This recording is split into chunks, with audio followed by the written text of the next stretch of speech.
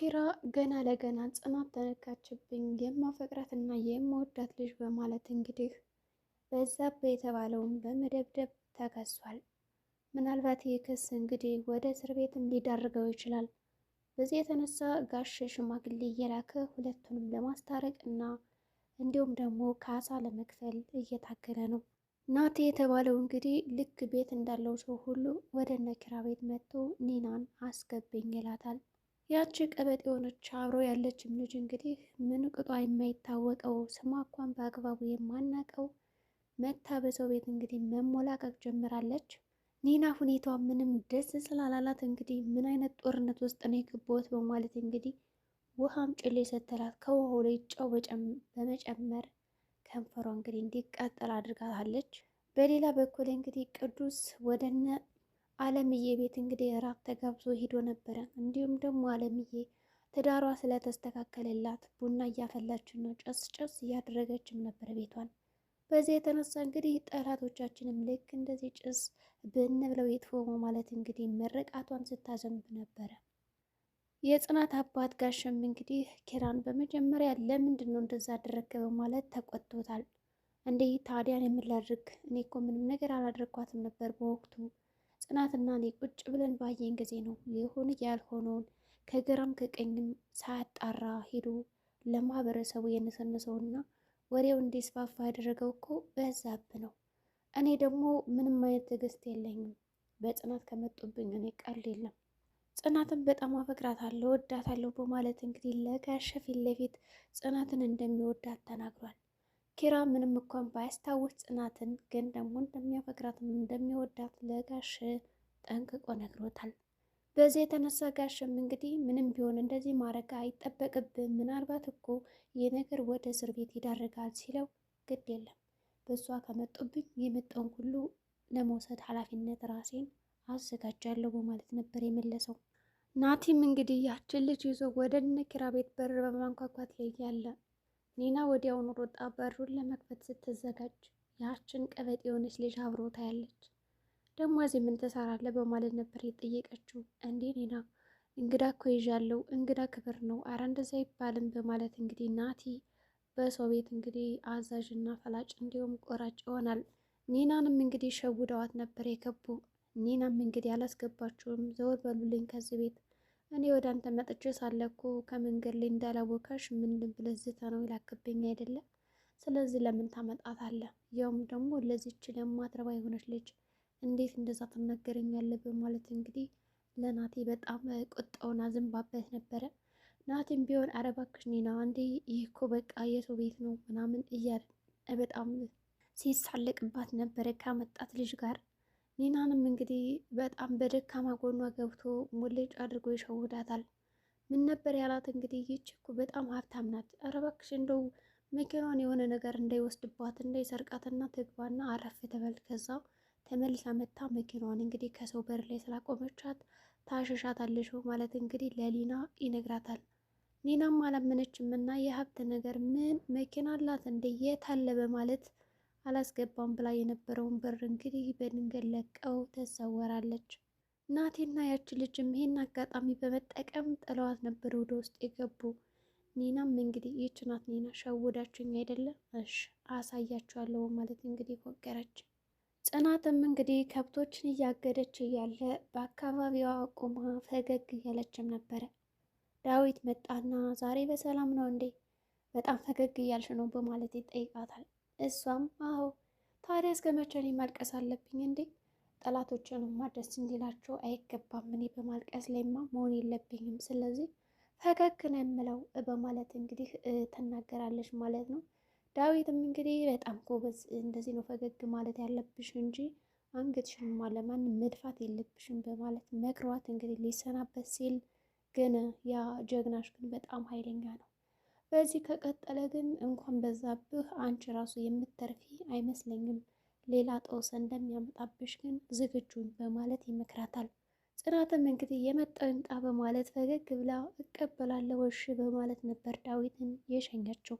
እኔ ምልሽ ታዲያ ጋሽ እኮ ፈልገው ነበረ በሰላም ነው ይላታል። እኔ እንጃ እንግዲህ ለምን እንደፈለጉ ባላቅም ብቻ ሲጠይቅ ነበረ። በቃ እንግዳውስ ወደ ቤት መሄድ አለብኝ በማለት ጽናትን እንግዲህ ትቷት ወደ ውስጥ ይገባል።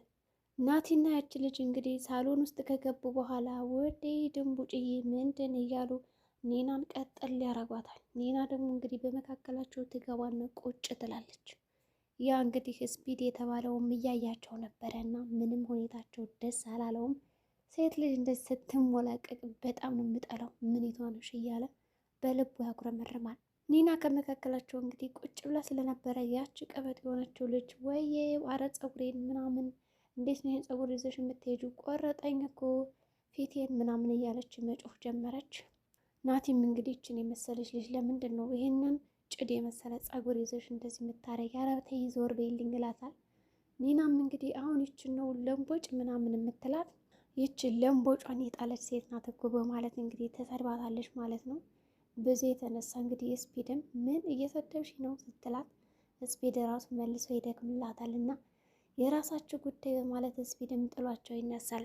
ውሃም ጭልኝ አለቻት። ይህም ብሎ እሺ በማለትም እንግዲህ ኒና ወደ ኪችን ሄዳለች።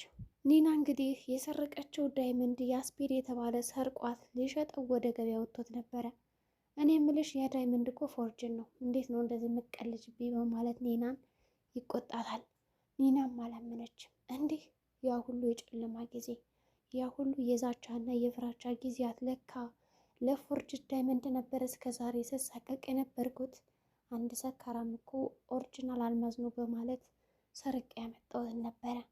አንድ እኮ ያለ ተስፋዬ ነበረ። እንዴት እስከ ዛሬ ተሸወድኩ? እኔ ዳይመንድ ነው ብዬ ካልጋ ስር ይዤው የመጣሁትን ለካ ፎርጅዱን ነው በማለት እንግዲህ ጸጽታለች። በጣም ተጸጽታ እንዲሁም ደግሞ በዛ ዳይመንድ የተነሳ ስንት ነገር እንዳየች፣ የሰው ቤት እንዳየች፣ የሰው ቤት እንደተገረፈች፣ እንደተንከላከለች ሁሉ ስታስታውስም ነበር። እንግዲህ የኒና ትልቁ ሚስጥሯ ይህ ዳይመንድ ነበር። ሆኖም ፎርጅድ ነው፣ አልተሳካላትም። አለ ብዬ ተስፋ ያደረግኩት አንድ ይሄን ነበረ። ከአሁን በኋላ ምን አይነት ተስፋ አለኝና ነው? ስለዚህ ምን እንደማድረግ ማሰብ አለብኝ ትላለች። እንግዲህ ውሃም ጭልኝ እንደተባለችም ውሃውን ለማምጣት ወደ ኪችን ከገባች በኋላ እሷ ከብርጭቆው ላይ እንግዲህ ጨው ነበር የጨመረችበት። ናቲና አብሮ ያለችው ልጅ እንግዲህ በጣም አናደዋት ነበረ። ፍሬሽ የሆነ ውሃም ጭልኝ ስሏት እሺ በማለት ሄደች። ይባስ ብሎም ናቲ ኪችን ተከታትሏት ስለነበረ በጣም ተናዳለች እና ከብርጭቆ ውስጥ ጨው ተጨመረና ውሃ አድርጋ ትሰጣታለች። እንግዲህ አጀሪትም ናትዬ ውሃው እኮ ቆየብኝ እያለች እየቀበጠችብን ነበር። ተረጋጊ መጣል አይዞሽ እያለ እሱም ሲያባብላት ነበረ። በዚህ የተነሳ እንግዲህ እሷም አመጣችላት። ስትጠጣው እንግዲህ ጨው ነው።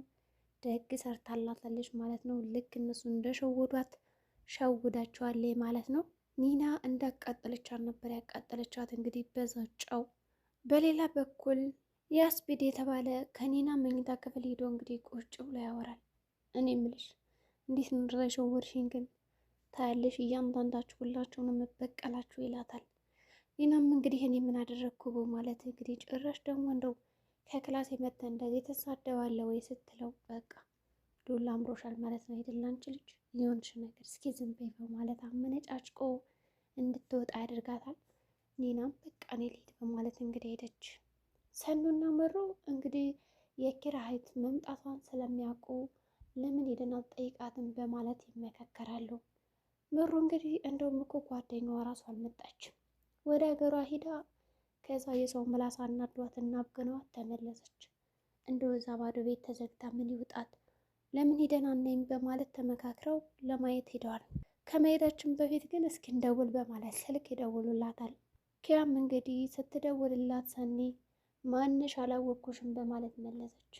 እስካሁን ስልክ የለሽም እንዴ? አረ የለኝም።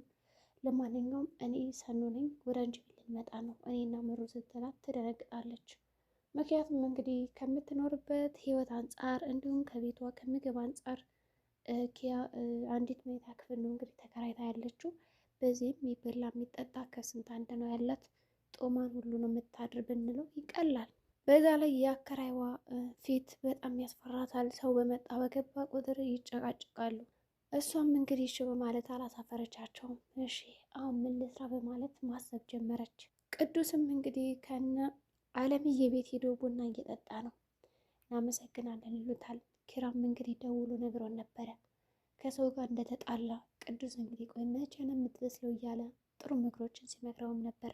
አለምም እንግዲህ ደስ ብሏት ቡናዋን እያፈላች እንዲሁም ከባለቤቷ ጋር ደስ የሚል ጊዜ እያሳለፈች ነበረ። በዚህ የተነሳ እንደው ያች ጽዮንዬ ምን ነው ደከማት፣ ስራ በዝቶባት ነበረ። እስኪ ችልያት እስኪ እራት ልጥራት እያለች እንግዲህ ስትጣራ ነበረ። ቅዱስም በጣም ግራ ግብት አለው። እንዴት ያች ጽዮን ከማንም ጋር የማትስማማ ሰው ከአለምዬ ጋር እንዴት ተስማማች በማለት አሰበ።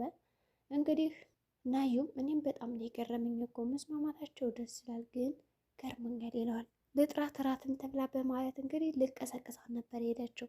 ኪራም እንግዲህ በዛብህን ይቅርታ ለመጠየቅ ወደ ሽምግልናው ሄዷል።